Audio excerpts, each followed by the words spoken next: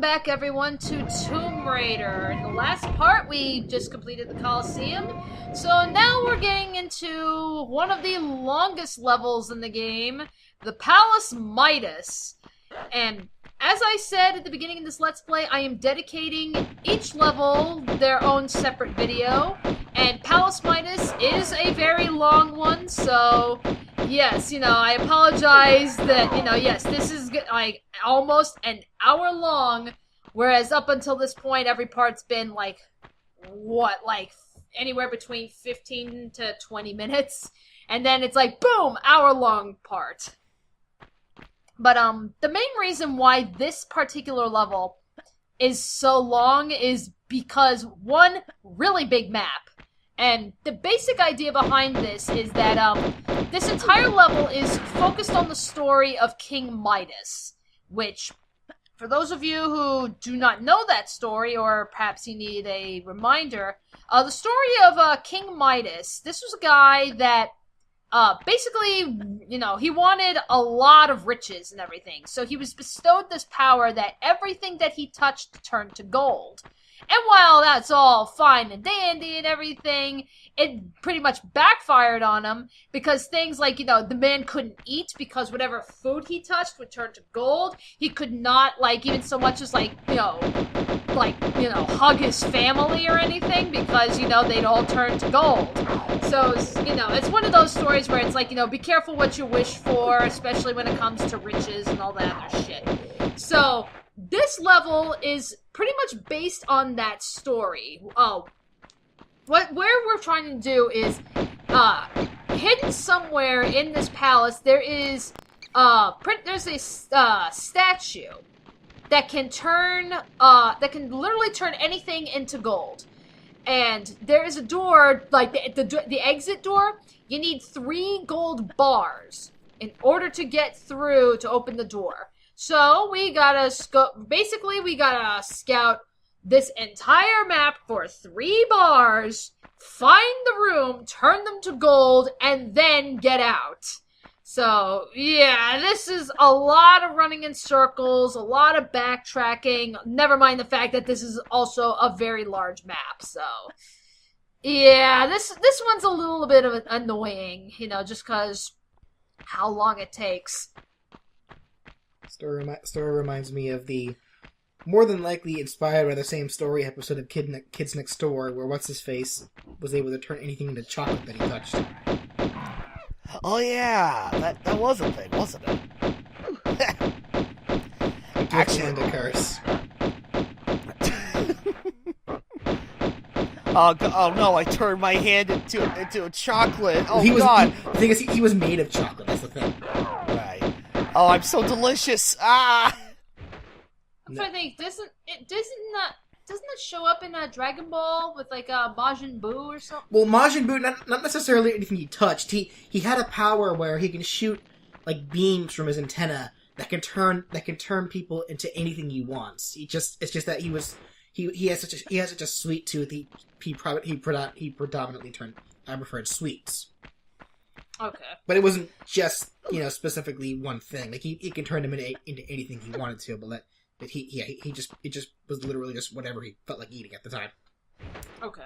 And I remember when I was much, much younger, and I think it was around the time when Toonami was first premiering the Majin Buu episodes or whatever. I think it was at one point when Majin Buu, I guess Majin Buu was taken over by a Super Buu or whatnot. And I guess a Super Buu ended up meeting up with Krillin and the others up on the watchtower, and he turned everybody into candy or chocolate or whatever. I remember I first found out that he ate them all, and that's what happened. I was legitimately freaking out for a second there. I'm like, Jesus Christ. Well, yeah, it was a legitimately scary part. All the characters that you know and love throughout the series were all just killed. Dang. Exactly. And then even, which is not really a consequence in Dragon Ball, but still. No. Yeah. So anywho, these doors, so if you notice there's those patterns, these symbols that are above each of these doors. So up here where I'm trying to get to there are 5 switches. The symbols basically represent which switch has to be pulled up and which switch has to be pulled down in order to open that specific door.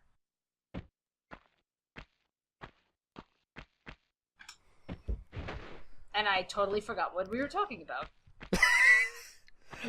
Something about like the symbols on like the pillars or something? Oh yeah, it's like the symbols on the doors, it's like each symbol they represent like, okay, which switch goes up, which switch goes down, and you gotta basically hit the right ones in order to, open up the correct doors to where you need to go. Ah. But it's like, first we kind of gotta go around this roundabout way of getting up here because, there is a shortcut that we can get up here, but it's kind of locked right now. So, first, all right, we'll just go around the long ass route. Gotta take the roundabout. God damn it, Ryan. I apologize. I couldn't help it. Oh man. But oh yeah, gotta love them tank controls on very small platforms like this.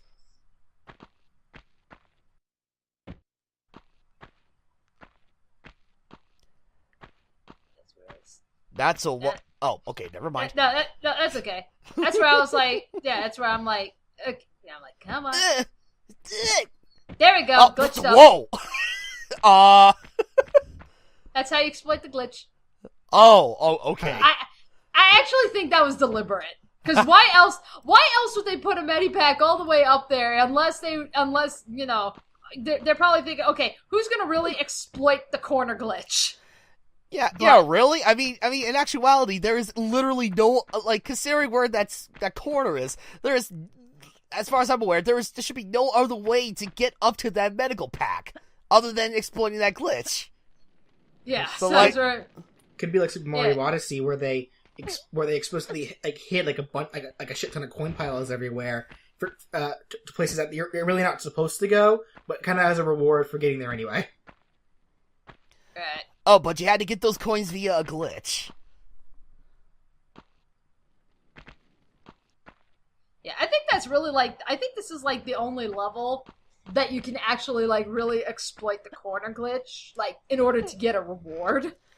Right. Yeah, it's that makes the question, what was stopping them from making that long pillar with the medical pack on top, a little bit shorter? That way Tomb Raider can actually grab onto it. I have no idea. Did you just call her Tomb Raider? Well, that's what she is. I know that's what she is, but she has a name. You know what I meant, BJ. Keep in mind, a lot of times in these recordings, and I even established this, I believe in one of the earlier parts of Uncharted, I do speak English good sometimes when we're recording, so I'm sorry if something doesn't come up right, alright? Playing Sonic. Where is Hedgehog going? Playing Mario. Where is Plumber going? Oh, I'm sorry, he's not a plumber anymore, so my bad. He's not, so if he's not a plumber, then what is he? He's Mario. He's Mario. He's Italian. It's a Mario. When is Jackass gonna make another Super Smash Adventures episode? I'm trying. I love how you're not even trying to deny that Jackass part. I mean, that'd be like a fish denying that it's a fish. Yeah. It's I'm wet and I don't even know it. Oh my god. Alright. This is the fire theme. Yeah, so that crack looks suspicious. There's fire, there's flames. So it's basically a timed running puzzle. Now, so when you approach that line there, it's gonna basically turn the flames off, and you have a limited amount of time to get across those pillars, before the fire comes back up. Now, of course, should you get should you burn, you can always go in the water and put yourself out. So, just to be on the safe side, shoot the rats that are in the water first.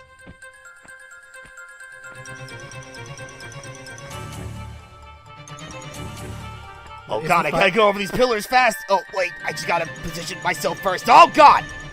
Ah! Yeah. Well, I mean, to be fair, I'd rather get wet than burn. yes. I agree. Yeah. Now, there's the thing, like, if you can manage to time your running and your jumping, you can get across, like, before all the fire goes out. Yeah. Or you'd be a jackass like that. One way you can actually try to avoid the fires, hug the edges of the pillars. So it's like, if the fire comes up and you haven't come across, your chances of getting across are a lot better if you're walking along the side. You still will lose health, but at least you're not on fire. That's true. Yep, so there we go. There's our first bar. So yes, it's like save after all of that. Yes, yeah, I can only imagine, considering how long of a level this is, I can only imagine it is highly recommended you save as much as you can. See, Dan, you're gutsy. You save during your recordings. Yeah, it's like, yeah, well, that kind of is like, saves my ass. Yeah, that's kind of like a smart thing to... Not if the recording fucks up. Like, then it's like, then I just restart the level. See, fortunately, this is a game where it's like, if I fuck up, or it's like something happens with the recording, well, I can always just restart the level. Oh, okay. Well, if it's that kind of game, then you're fine, I guess. Yeah. Yeah, it's like, it's like, if Danny, like, died or anything, it's like, it's like, I figured it'd be a smart move to save as much as she could. So that way it'll save her less time to edit. See, I just find it, better just to, if I'm gonna save in a game, to stop the recording and then save it and then start a new recording. So at least that way, if I see that if my recording fucked up for whatever reason during that recording, I can just shut the game off and just do it all over again. Right. Yeah. Usually whenever I'm recording, where are you, monkey? It's like usually when I'm recording, I usually have like my headset on, so even if I'm not like watching the screen, I can at least hear it. So the minute that I hear any kind of weird skipping or glitching or anything, like that'll tell me, oh, now it fucked up.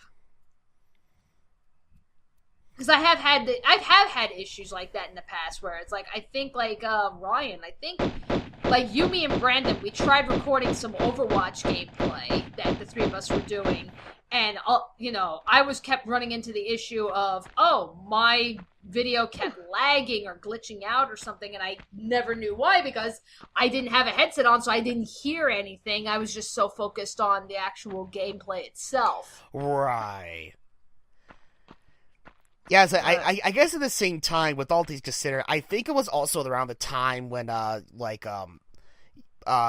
your laptop would have would still have a lot of issues like overheating or whatever, which also greatly affected the Elgato application you were using to record. Yeah, probably. But fortunately, that little problem has been resolved. It's like, thank you very much, Ryan. You're welcome. Happy birthday! I was like, yeah, Ryan got me a cooling pad for my birthday, and it's been a tremendous lifesaver. Oh, good. I mean, it's like, I got it running right now.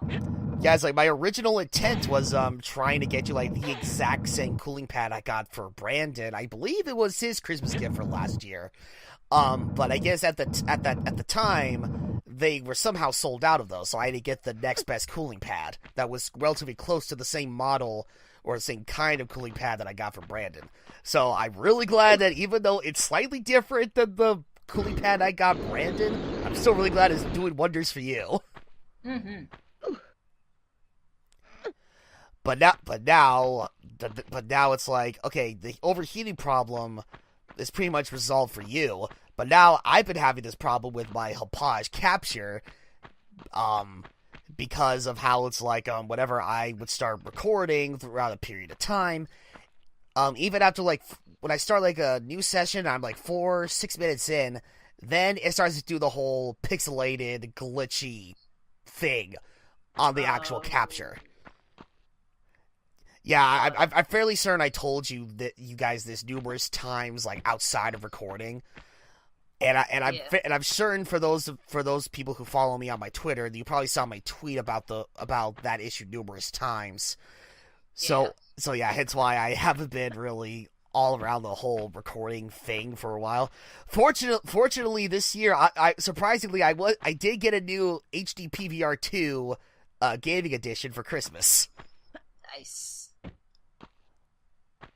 So now I need to find the time to test out with this new device and see if that does anything. Because I can only imagine the reason why my last HD PVR 2 was messing up so much was because I was recording this one particular game. Yeah, I think it's like the most like high-tech present that I got for Christmas was I got a sound bar for my TV. Hey. Yeah, so now whenever I've been playing, at the time it's recording, Monkey! I've been playing South Park, Fractured But Whole, and, the soundtrack for that game is fucking great, by the way, but, because, the game's a whole parody on, like, Marvel superheroes and shit, so, of course, they try to make the music sound like, oh, it's coming right out of a Marvel movie, so, like, very high energy, lots of orchestra and everything, and on the sound bar, it sounds great. By the way, Danny, just a little quick heads up, like going slightly off topic here. I guess my internet kind of crapped out, so I guess while you were going on about South Park, I was still talking about my HD PVR 2. So feel free to mute my continuing conversation, like in post. Oh, okay. Just so that we won't have the viewers here hearing the both of us talk over each other. Okay.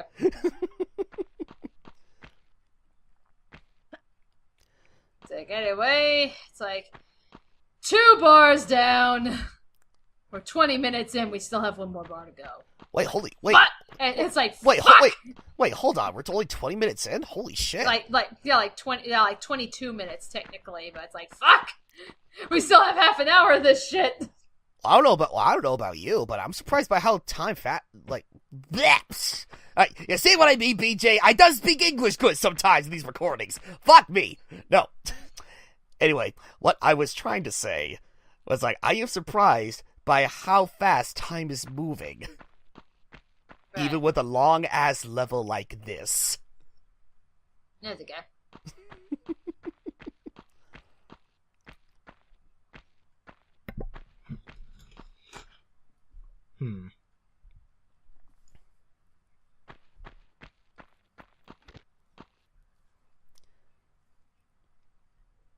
It's like, yeah, that's what I was like. There we go. That's what I was like. Pass me. What are you doing?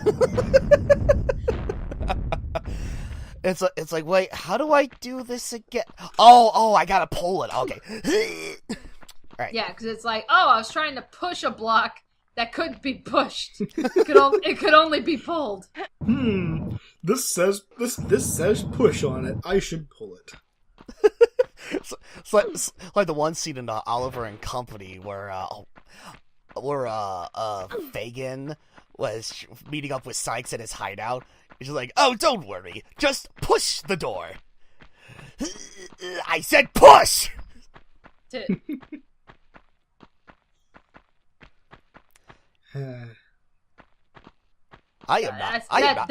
a movie I haven't seen in a long time. Oh my god, I have not seen that movie in ages too. Oh man, and honestly, that's like, I have it's so weird.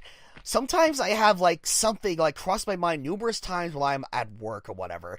Oliver and Company was one of those things that kept crossing my mind. Like I would remind myself of numerous scenes from that movie as I'm working, and I'm just thinking, man, one of these days I need to rewatch that. I have yet to really. do so. Yeah, because it's like, I think I've seen Oliver and Company. I think in my lifetime, I must have seen it maybe like 3 times. It's not one of those Disney movies that I regularly come back to. Yeah, I don't remember it being too spectacular myself.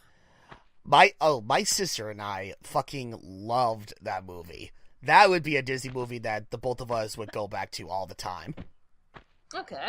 There was even this one time when one of my good friends, Justin, I guess it was like shortly after wait, no, this was like halfway through my years in college for the first time, and for whatever reason, due to circumstances, my friend Justin, he had to stay at my place for a while. So late one night, seeing as how we couldn't sleep, we just popped in Oliver and Company, and my God, we had a blast doing so.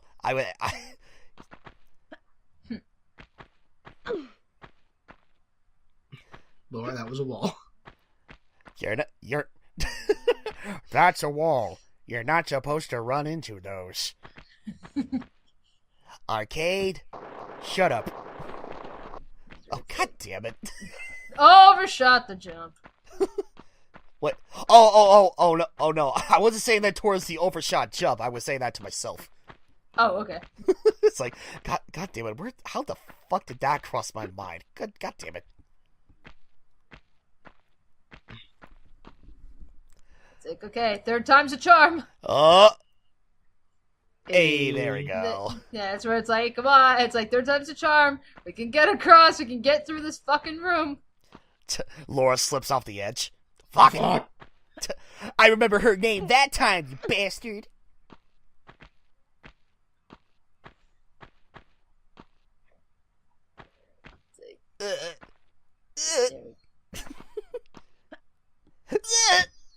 Oh, okay. There we go. Now, jump forward. There we go. Now, jump forward.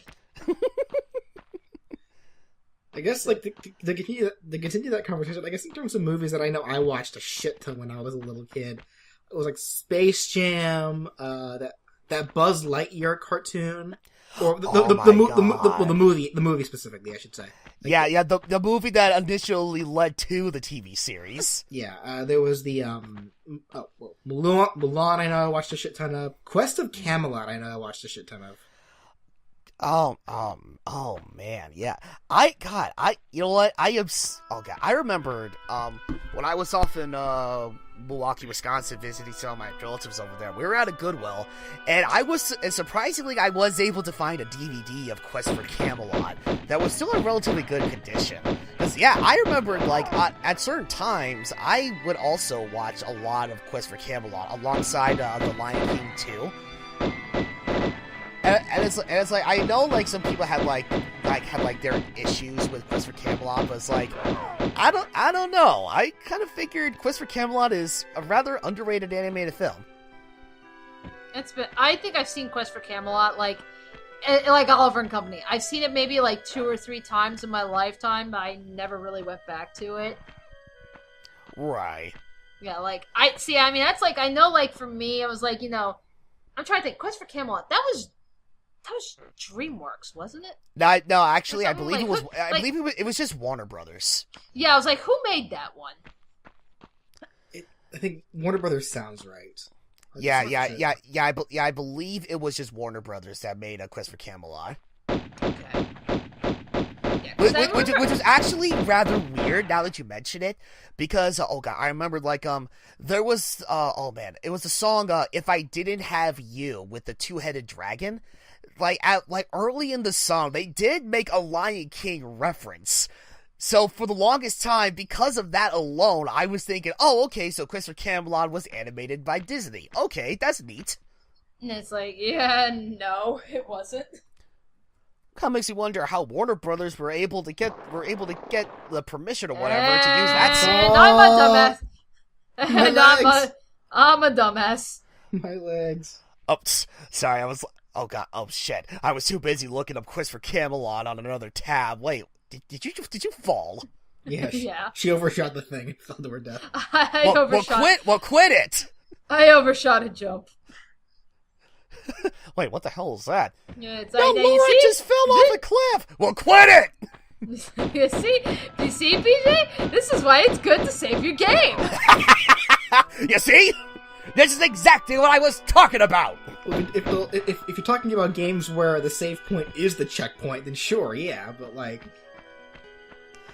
still never hurts to like to start a new recording at each one though. It's like, nope. That's yeah. It's like, nope. I'm a fucking rebel. Actually, thinking about it now, that's pretty much how it was with me whenever I recorded On-Roll Dames Exodus. Thanks to the quick save feature on that, yeah, I can still be recording, but I can quickly save too. Just so that I can pick up immediately where I last left off, even when I die numerous times. Nice.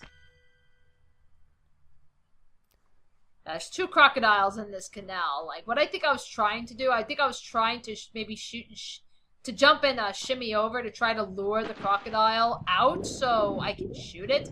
And that was when I overshot the jump like a dumbass. Ah. That's where it's like, come nom on my juicy giblets. Okay, yep, that's what I thought. Quest for Camelot. Film was released on May 15, 1998 by Warner Brothers Family Entertainment. Okay. There we go, got it. Got him. Got him. They nuts. Wait. Yeah, I think I was just trying to see, is like, did I get the other one? Because there's 2 crocodiles in there, and I think I got. There's the other one. Yeah, that's where I was like, I see one dead body, but where's the other one? So it's like, and now we play the waiting game. Do do do do do do do do do do do. Oh God! Oh, there it is. Oh, okay. I gotta see the. Oh God! There it is. Kill it. There we go. Oh God! What the fuck? Kill Dad. Kill Dad. Oh Jesus! Okay. the way his dead corpse came up out of nowhere, it's like something like it just popped it out of existence. Kind of had me going there for a second. He's like, nope, I got him.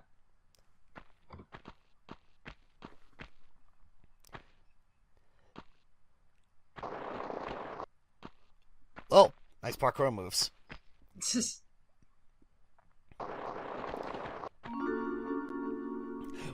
Help back!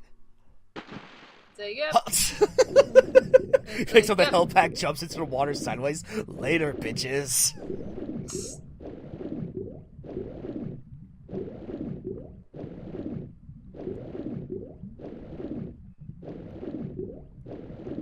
Now we just go around. It's so satisfying to hear the sound effects of water going right up against my left ear.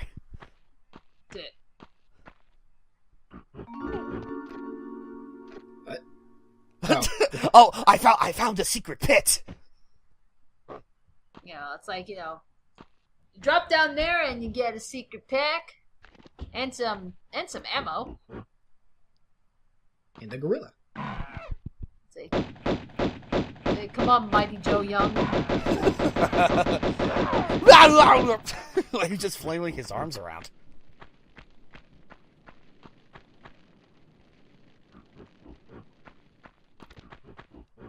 It's like I hear another one somewhere. It's where it's like, all right, where are you? It's like this ape is playing hide and seek with me. Oh, there he is. The trick is to try and lure him out. The trick is to not die. I will lure him out by just standing in one spot and playing the waiting game. That's how that works, right? Yeah, there we go. It is now. Yeah. Like, my god, this would be so much easier if we had Sex Pistols.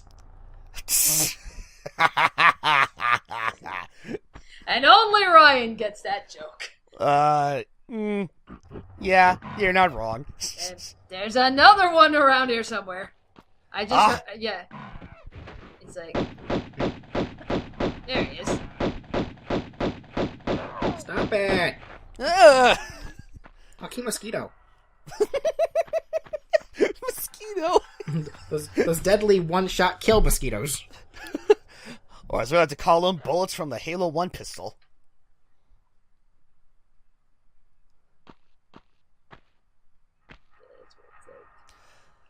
Speaking of gorillas, that's and going back to movies I still need to rewatch on Tarzan? one later point. Yes. Yes. Well, yeah, of course it was obvious. No, George of the Jungle, idiot. No, I was referring to Congo. I liked it when that one dude told that other dude to stop eating his sesame cake. God damn it! Now I'm trying to think of more. Of more random gorilla movies, but none are coming to mind right now. I would like to rewatch a King Kong. I was just about to say, motherfucking King Kong. The obvious of monkey movies. Alright, so we got another pause screen, so let me, Well, it doesn't look like it'll last that long, so just let it go. I'm gonna jump ahead just to see where does it stop. It stops at 40 seconds, so... 36:46. Can we just jump to there? Yeah, just go on ahead and jump to there. Oh, 36:46? Yep. Alright, give me a sec.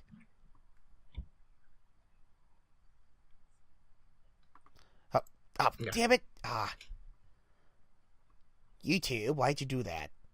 Stop that. Yep, Tubbs. Frick. Stop. I'm trying to get to this one time. Okay, there we go. Alright, 36:46? Yes.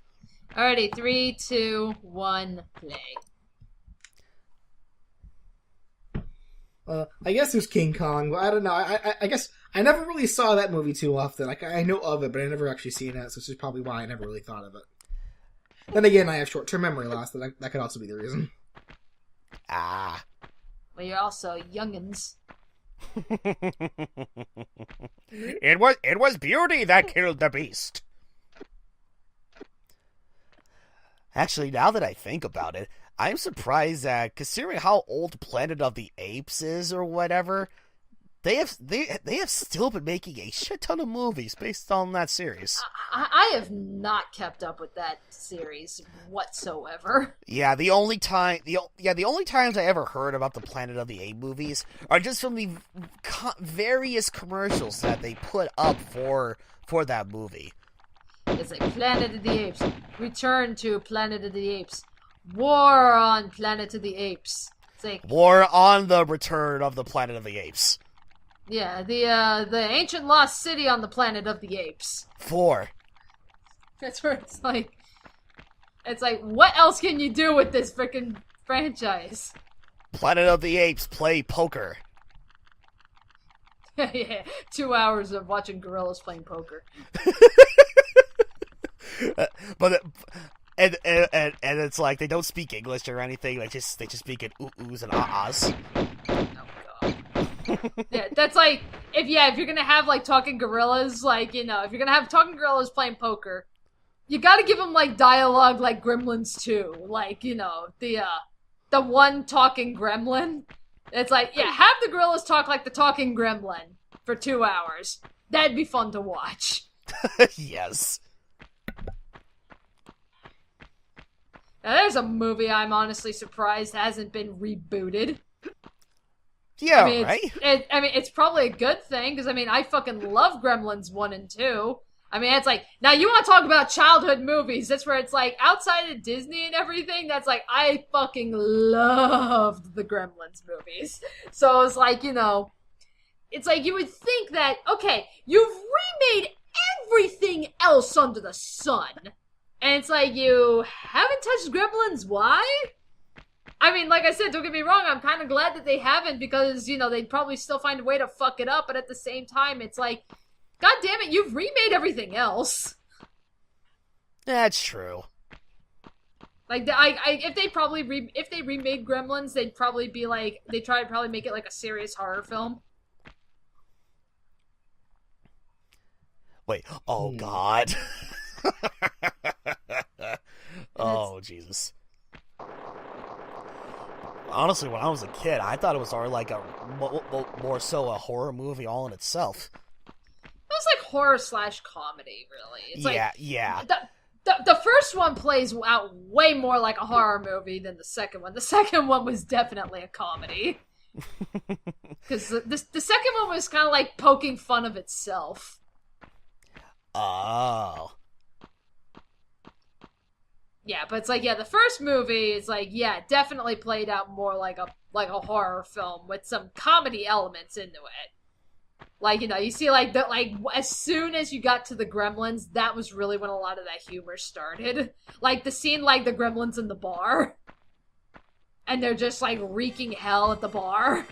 Like, you see that, or, like, they're all in the movie theater watching Snow White and singing Hi-Ho. Hi-Ho. The seven dwarves, voiced by Kermit the Frog.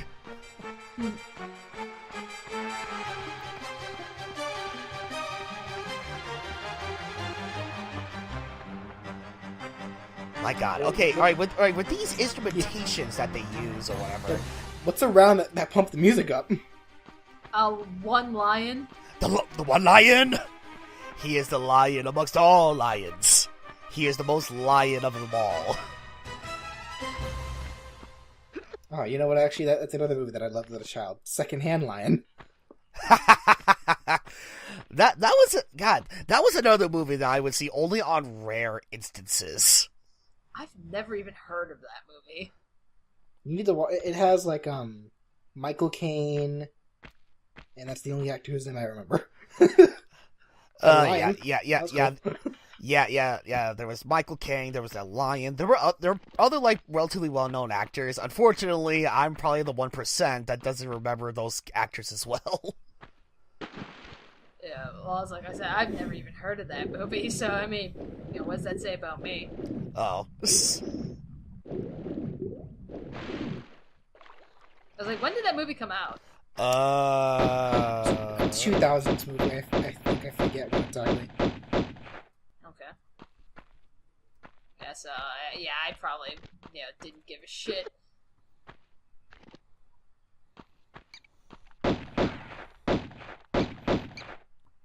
Let's see. Fuck you, Gator. Oh yeah, you're right. This came out in 2003. Okay, so I was in high school at that point, and so even if I saw a preview for that, I was probably like, nah, whatever. It wasn't even really a kids movie. It was kind of a everyone movie. Yeah, pretty much. It's like, oh yeah, here we go. There was Michael Caine, Robert Duvall, and Haley Joel Osment. Those are the three main characters of the movie. Okay. Yeah, I think like by that point, like in high school, as like when it came to movies, it was pretty much Lord of the Rings and Harry Potter films. Like those are the ones I was the most looking forward to. Like I remembered when I was in high school and Fellowship of the Ring came out. Like, my God, so many of us at that high school. I mean, we loved that. We loved Fellowship so much. I mean, it's like I must have seen that movie like 3-4 times in the theaters. Because it'd be like, we're done with homework, we got nothing to do. It's like, hey, we're gonna go see Fellowship again. You want in? So we just, yes. It's like, yeah. So what do? We just go and see Fellowship over and over again.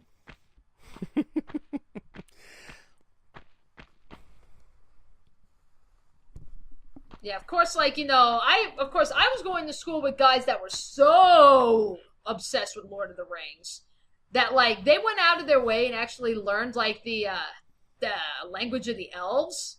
So they were passing notes to each other in Elvish. Oh my God. So it's like, so the teacher would be like, oh, I'm confiscating this, and they're in there like, what the hell is this?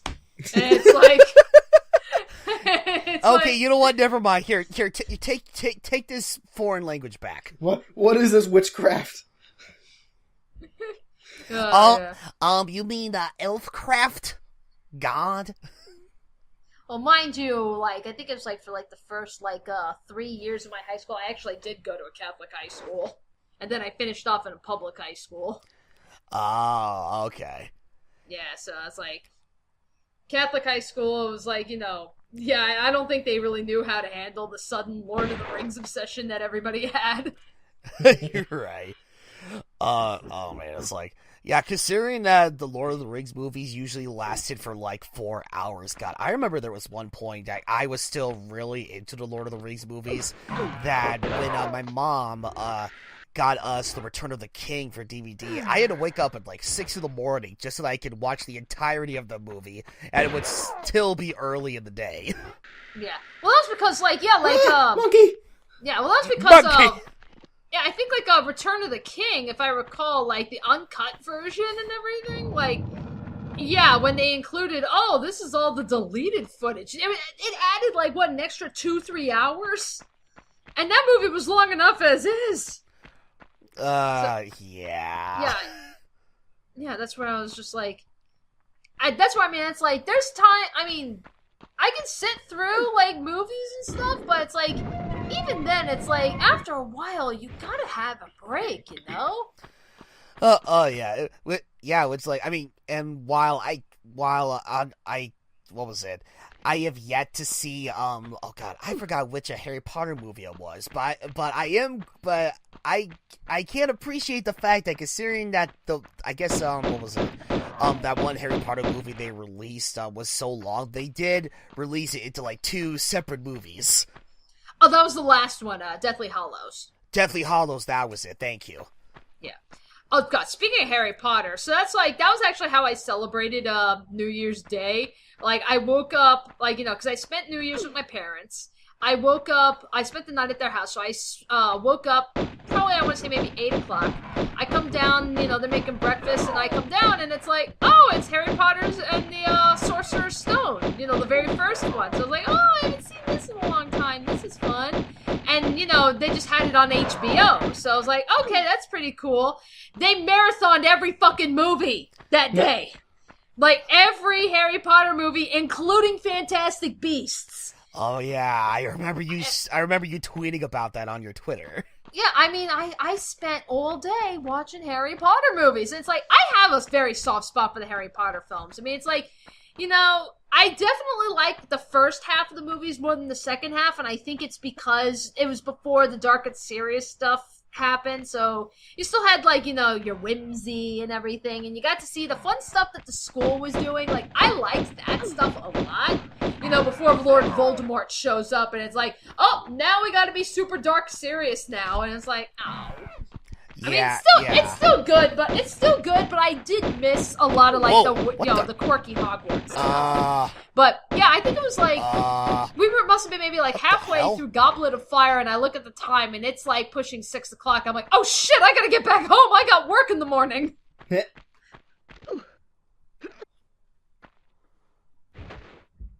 Alrighty, so, okay, rambling aside, so we've got the three metal bars now. So now we're making our way to this Midas statue that I told about, so that we can turn these metal bars into gold, so that we can get the fuck out of this place. Yeah.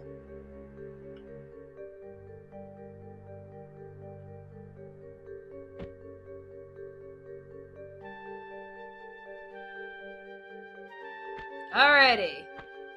So, yep, Midas. So, what you're looking for, that hand on the ground. Random handstand.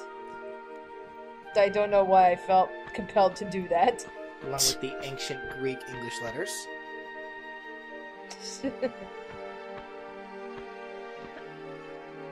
Alright.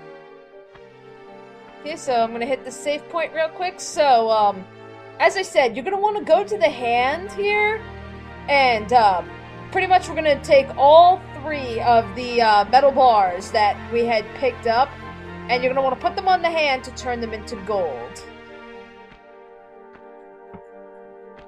It's like, but first... Wait. Hold because on. I'm trying to remember. Oh my god, yes, I remember this. The hell? I remember seeing this.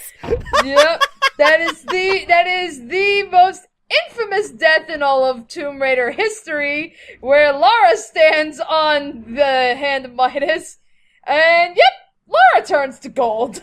That's almost impressive. It's like, yeah, because we have to. Somebody turning into gold is almost impressive. Now, the person were to turn into rock, then you would have my attention. No, I was gonna say if they turn into chocolate, then they'd have my attention. Going back to the whole Majin Buu turning people into Joker thing. I was more referring wait, to Joker? Wait. I was more referring to the Kids Next Door thing.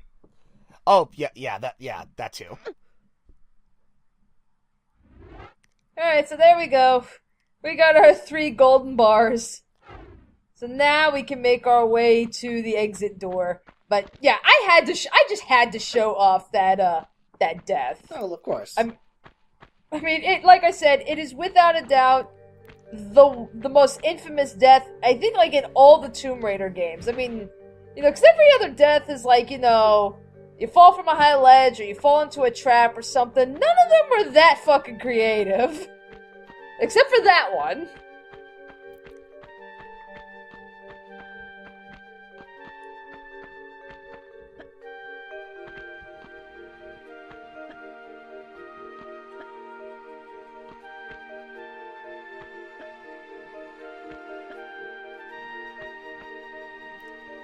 There we go. So pretty much we're just kind of going all the way back to, what is it? That room with the switches. You know, where we had to hit the 5 switches, you know, to open the various doors. Because the exit door is one of those doors. Oh.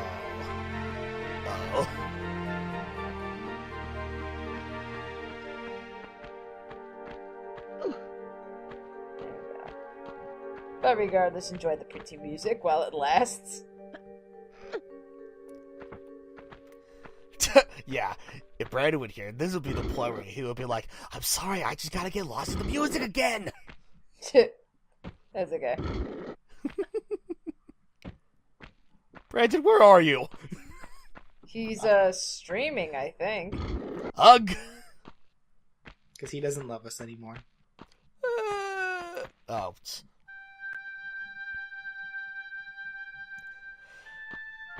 God. I know one person in particular would always end up say only just that to me. Where it's like, okay, clearly Ryan hates me because of blah blah blah.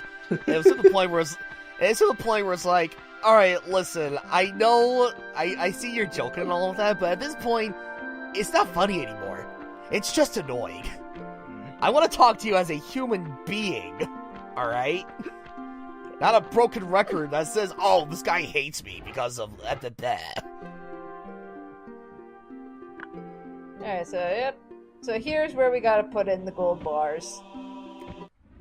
So, I mean, it's entirely possible to end up in this room first, but, I mean, it's like, yeah, if you don't have the gold bars, you're not opening the door.